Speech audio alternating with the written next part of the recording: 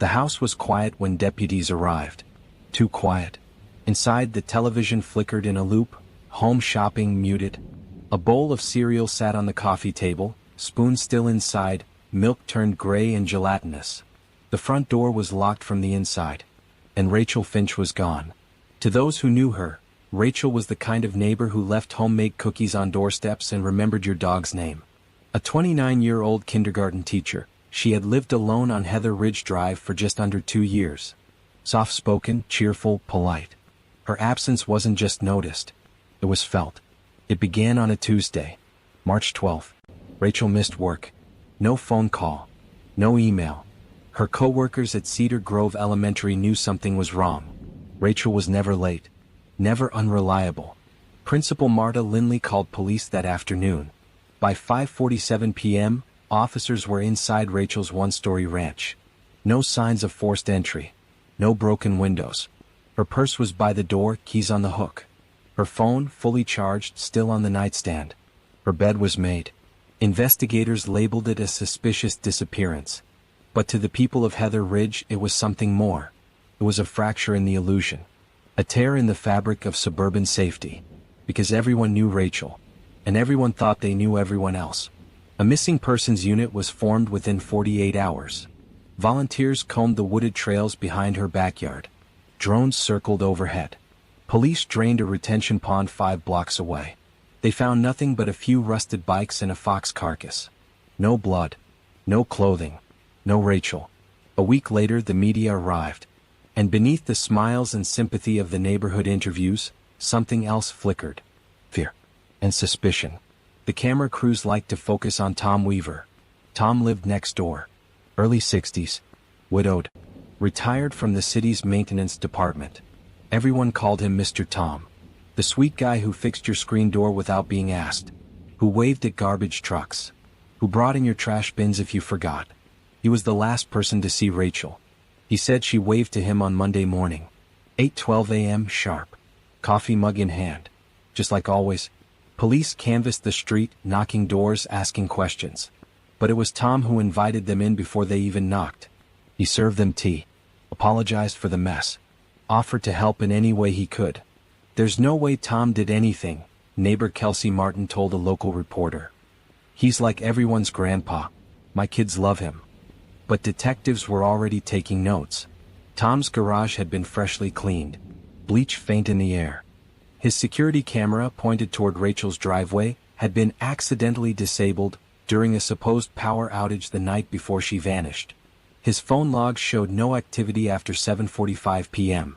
Not suspicious in itself. But then the cadaver dogs hit on something. The edge of his backyard. Right along the fence line shared with Rachel's. It was the first real break. They brought in ground-penetrating radar. The scan showed a shallow disturbance about 3 feet long, just beneath the surface of the mulch bed. But when they dug it up, they found nothing but loose soil and earthworms. Detective Morales called it a false positive. The dogs had picked up residual scent, possibly from Rachel herself if she'd ever crossed that spot. Still, the team kept Tom on their radar. A deeper dig into his past revealed a minor assault charge from 1987. A bar fight.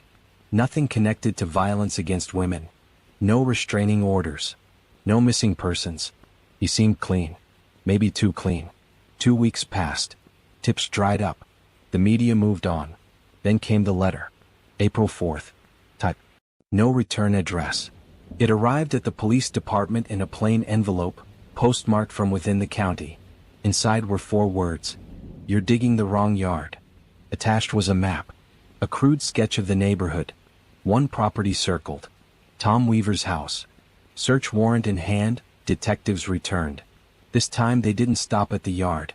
They went inside the garage, the attic, even the crawlspace beneath the floorboards. Every inch of the house was cataloged. Every item photographed. And that's when they found it. A storage trunk in the attic. Locked. Tom claimed it held his late wife's belongings. Said he hadn't opened it in years.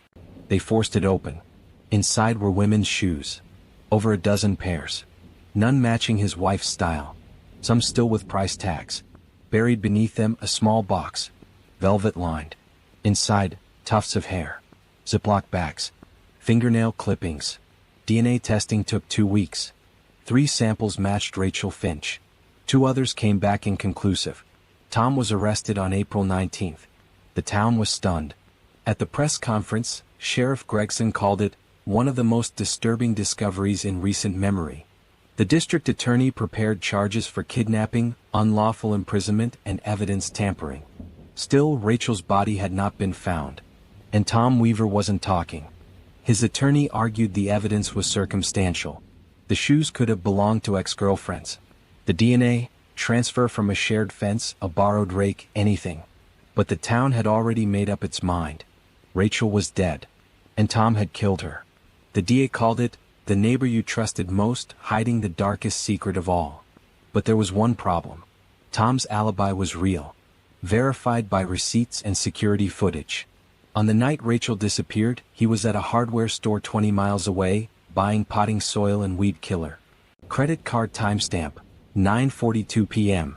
His cell phone pinged off a tower in that same area for over an hour. No gaps.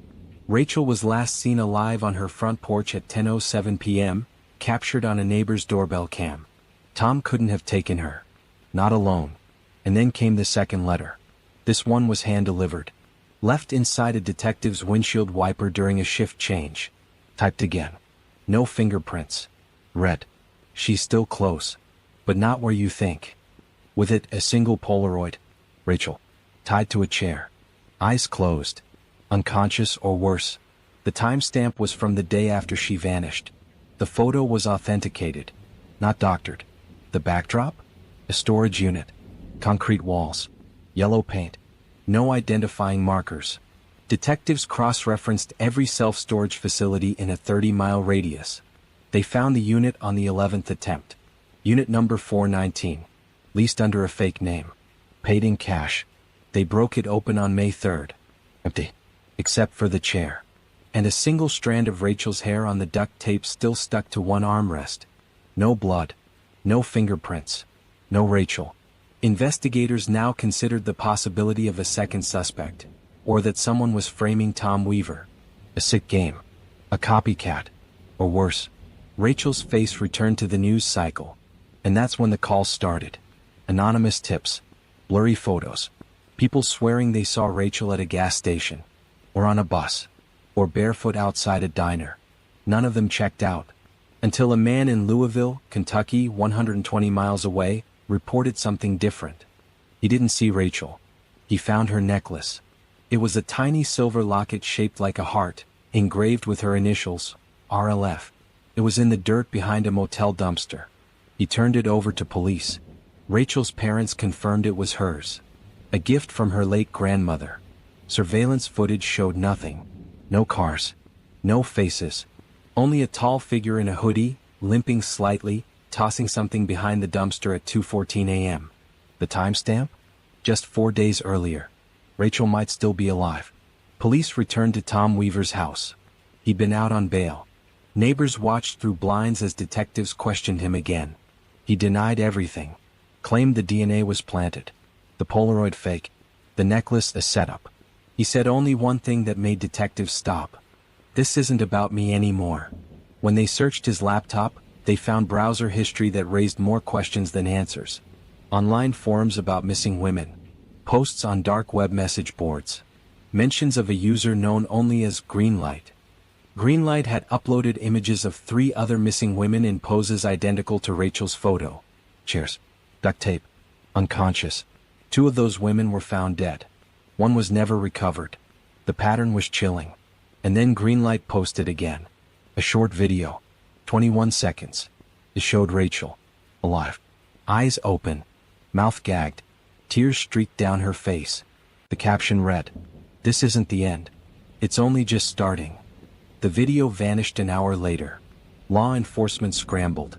The FBI was brought in. IP addresses traced to proxy servers across 3 states. Nothing stuck. Tom Weaver was remanded into custody again. This time for obstruction. But he remained silent. Rachel Finch had now been missing for 62 days. And the town of Heather Ridge could no longer look each other in the eye. The neighbor they trusted most might have been innocent. Or he might not have acted alone. Or someone even worse might still be out there. Watching. waiting, planning. And as summer rolled in, another woman disappeared. This time from 2 towns over. 27 years old. Her name was Elise Chambers. And she had just moved in next door to a man who said his name was Tom Weaver. But that wasn't his real name. And she would be the last person to ever see his face. The flyer for Elise Chambers was printed on the same soft blue paper as Rachel Finch's. Same formatting. Same font. A second face now haunted telephone poles and gas station windows. Elise had vanished from her apartment on June 18th. No signs of struggle. Her door was locked. Purse untouched. Cell phone left charging beside the bed. The last ping from her phone showed her walking her dog around 8:30 p.m. The dog was found hours later, whining at the edge of the apartment complex's woods. Elise was gone. And the man who had moved in across the hall just 3 weeks earlier, the one who introduced himself as Tom Weaver, was gone too. But Tom Weaver was still in custody. So who was the man using his name? The break came from a traffic camera. 3 days after Elise disappeared, a black pickup truck was flagged for a minor violation, rolling through a stop sign in a nearby county. The driver's face wasn't clear, but the plates were registered to a Michael R. Kellerman. No criminal history. No local address. Detectives traced the name. It was fake. But the VIN on the truck led them to a used dealership in Lexington. The truck had been sold 3 months earlier to a man with a different ID. That ID? Porsche. But the dealership had something better. A trade-in vehicle. Still on the lot. A white sedan. And under the seat, overlooked until now, was a receipt. March 9th. A hardware store. Weed killer and potting soil. The same day Tom Weaver claimed to be at that exact store. The alibi that had supposedly cleared him. It wasn't him. It was someone else, posing as him. Using his name. His routine. Investigators had been chasing the wrong man in the right disguise. And in early July the real Tom Weaver cracked. His name was Charles Reeve. 62. A former groundskeeper at Green Hollow Sanitarium, shut down in 2008 after a patient abuse scandal. Reeve had vanished the same year. The real Tom Weaver, his neighbor at the time, had died suddenly of what was then thought to be a stroke. Reeve assumed his identity, moved to a new town, became the helpful retiree next door. For 16 years he blended in. No job. No credit cards. Just cash, odd jobs, routine. He was a ghost in plain sight. And Rachel Finch wasn't his first victim. She was his fourth. The FBI launched a national review of cold cases. 3 other women, all disappeared under similar circumstances, were now linked to Reeve through DNA, digital traces and witness re-interviews. All had lived within 3 houses of him. Reeve kept trophies, locks of hair, jewelry, sometimes just photos. He filmed them. Sometimes before, sometimes after. What he did in between was detailed in the journals discovered in a false wall behind his water heater. 17 notebooks, all handwritten, coded. A forensic linguist cracked them within a week. They outlined stalking routines, victim profiles, scripts of forced conversations. And one repeated line. Trust is the first cut. Investigators now believed Rachel was still alive for at least 3 weeks after her abduction. She had been moved multiple times. Storage units. Abandoned buildings. One motel. She was sedated, filmed, and according to Reeve's notes, prepped for release. But she was never found. Then came a break no one expected. A woman in Memphis, Tennessee walked into a police station on August 3rd. Sunburned. Disoriented. Malnourished. She said her name was Rachel Finch. It was her. She was alive. Her escape was a miracle, or a nightmare that never ended. She had been moved from location to location. Blindfolded. Drugged. Sometimes left for days without food. But Reeve kept her alive. Not out of mercy. Out of fascination. He wanted her to trust him. He called it repairing the fracture. He brought her tea. Told her lies. Said no one was looking. Said her parents had moved on. That the world was better without her. He never sexually assaulted her. Never beat her. Instead he studied her. Took notes. Read to her from his journals. Rachel bided her time. She waited. Listened. Memorized the pattern of locks. Counted the hours between visits. Faked sedation when she could. And one night, when Reeve left a door partially unlocked in what may have been a growing sense of overconfidence or obsession, she ran. She flagged down a semi-truck on I-40, barefoot and trembling. The driver called 911. Rachel was hospitalized, interviewed by federal agents, and eventually reunited with her parents. Her survival made headlines across the country. But not everything could be put back together. She had lost 24 pounds, suffered multiple untreated infections, and worse, she remembered everything. Reeve was charged with 5 counts of kidnapping, 3 counts of homicide, and numerous lesser charges. The prosecution opted not to seek the death penalty. Instead, they offered a plea: life without parole. Reeve accepted. In his final confession, he named his other victims, took detectives to 2 shallow graves, and described a woman whose name no one recognized. He called her Angela. No missing person matched the description. She may have been his first, or his last fantasy. Rachel testified in closed court. A judge sealed her statements at her request. She now lives under a new identity in another state, far from Heather Ridge, far from the white picket fences. But she has never stopped looking over her shoulder. Neighbors who once hosted cookouts and lawn parties no longer speak to one another. Trust, once broken, doesn't grow back. Tom Weaver's Real family sued the county for misidentifying his death and allowing Reeve to live under his name. Cedar Grove Elementary named a new library wing in Rachel's honor. But the town itself? It's never recovered. And when asked what Rachel remembers most from the ordeal, she didn't mention pain or fear. She said one thing. He smiled. The whole time. Like we were playing house. Charles Reeve died in prison 6 months after sentencing. Heart failure.